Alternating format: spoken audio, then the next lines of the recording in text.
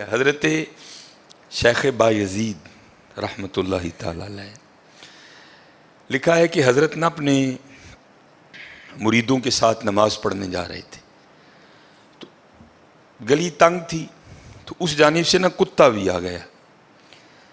تو ظاہر اگر تلقین آئی غیب سے کوئی دل میں خیال تو آیا ہوگا نا, تو حضرت نے اپنے کپڑوں کو بڑا سمیٹا اور سائڈ پہ ہو گئے کہ کتا گزر جائے کہیں میرے کپڑوں سے لگ ہی نہ جائے یہ. تو پھر یہ تلقین آئی غیب سے, وہ جو کتا ہے نا وہ بول اٹھا, عرض کرتا ہے بایزید کیوں مجھ سے اتنی نفرت کر رہے ہو؟ آپ نے فرمایا تو نجس ہے, میں نماز پڑھنے جا رہا ہوں, میرے کپڑے خراب کر دے گا, میں تو اس لیے پیچھے ہٹا ہوں. تو کتا آگے سے کہتا ہے حضرت اگر میں گیلا ہوں تو پھر نجس ہوں, پھر ناپاک ہوں, اگر خشک ہوں تو پھر تو میں ناپاک ہی نہیں, اگر آپ کے کپڑوں سے لگ بھی گیا تو کچھ نہیں ہوگا, اگر گیلا ہوں تو لگ گیا تو پھر آپ کے کپڑے ناپاک کروں گا. لیکن پھر بھی میری ناپاکی ایسی ناپاکی ہے کہ 3 بار کا جو پانی ہے وہ اس ناپاکی کو دور کر دے گا. اگر آپ کے کپڑوں سے لگ گیا نا 3 بار, اگر آپ اپنے کپڑوں کو پانی سے دھوئیں گے تو کپڑے پاک ہو جائیں گے. لیکن بایزید کبھی تو نے اپنی ناپاکی پہ غور کیا؟ میری ناپاکی تو وہ ہے جس کو 3 پانی دور کر دیتے ہیں, لیکن تیری ناپاکی تو وہ ہے جس کو 7 سمندروں کا پانی بھی نہیں دھو سکتا. جا کے پہلے اپنی ناپاکی دور کر. ہاں حضرت یہ اندر کی ناپاکی. اور کیونکہ بات ان سب بابوں کی ایک ہوتی ہے, انداز جدا ہوتے ہیں, تو پھر یہی بات حضور بلے شاہ رحمۃ اللہ تعالیٰ نے کس طرح لکھی. آپ فرماتے ہیں پھلاں دا تو عطر بنا, پھلاں دا تو عطر بنا, عطر دا پھر تو کڈ دریا, دریا وچ پھر تو ڈبکیاں لا. ذرا بات کی گہرائی تک جانا. حالا عطر کیا ہے؟ تھوڑا سا شیشی پہ لے کے اپنی ہتھیلی پہ لگایا, اس طرح کر کے جسم پہ لگا دیا, جہاں سے گزرو گے وہاں سے بھی پتا چلے گا اس بندے نے عطر لگایا ہے. اگر تھوڑی امپورٹڈ شیشی ہے تھوڑا سا خود پہ سپرے کر لو, جہاں سے گزرو گے وہاں سے بھی پتا چلے گا کہ اس نے عطر لگایا. عطر تو اتنا سا بھی ہو تو وہ بو کو دور کر دیتا ہے, ختم کر دیتا ہے وہ. لیکن کتنا گہرا مصرع ہے, پھلاں دا تو عطر بنا, عطر دا پھر تو کڈ دریا.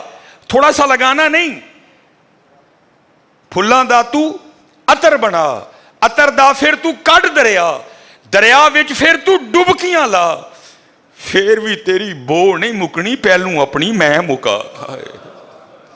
پہلوں اپنی میں مکا. انہوں نے تو بنایا تھا فقیر, چل تو آج تو بس ساڈا فقیر لے, لیکن یہ میں اس نے پھر موقع ضائع کر دیا. میں حضرت پھلاں دا تو عطر بنا, عطر دا پھر تو کڈ دریا, دریا وچ پھر تو ڈبکیاں لا, پھر بھی تیری بو نہیں مکنی, پہلوں اپنی میں مکا.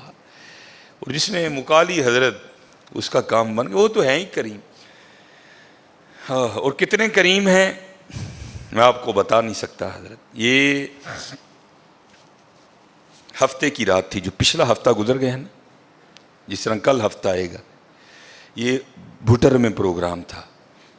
تو پروگرام پہ گئے, وہاں سے مجھے آتے آتے نا تقریباً 12 بج گئے.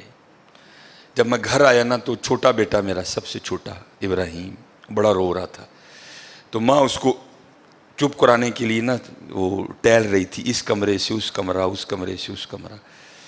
تو وہ کہتی ہے کہ شاہ کے بعد کی اس کی طبیعت خراب ہے, مسلسل رو رہا ہے. میں نے بڑا چپ کرایا, نہیں کر رہا. تو اس طرح کریں, اس کو کسی ہاسپٹل لے چلتے ہیں. میں نے کہا چلو.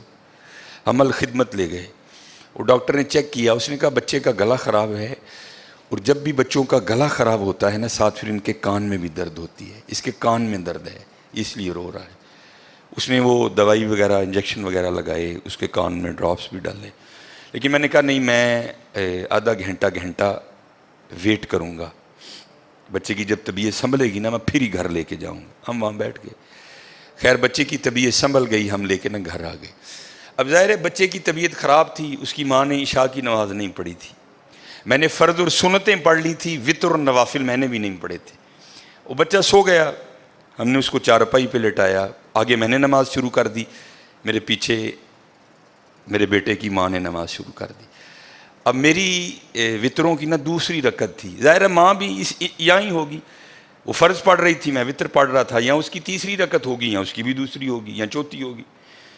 اب اس کی نا آنکھ کھل گئی، اس نے بڑی شدت سے رونا شروع کر دیا.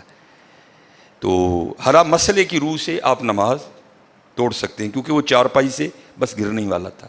دودھ ابل رہا ہے، بی بی نماز پڑھ رہی ہے، نماز توڑ کے دودھ بچائے. کوئی کنویں میں گر رہا ہے، نماز توڑ کے اس کو بچاؤ. پہلے توڑ سکتے تھے، لیکن میں نے کہا نہیں، میں نہیں توڑنی. کوئی وقت تھا نا حضرت، محبت تو تھی اولاد کی لیکن دل تھوڑا سخت.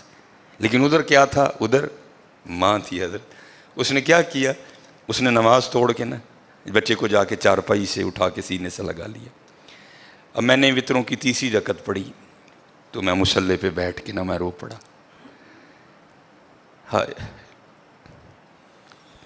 نبی علیہ السلام نے کیا فرمایا کہ اللہ جل شانہ بندے سے 70 ماؤں سے بڑھ کے پیار کرتا ہے.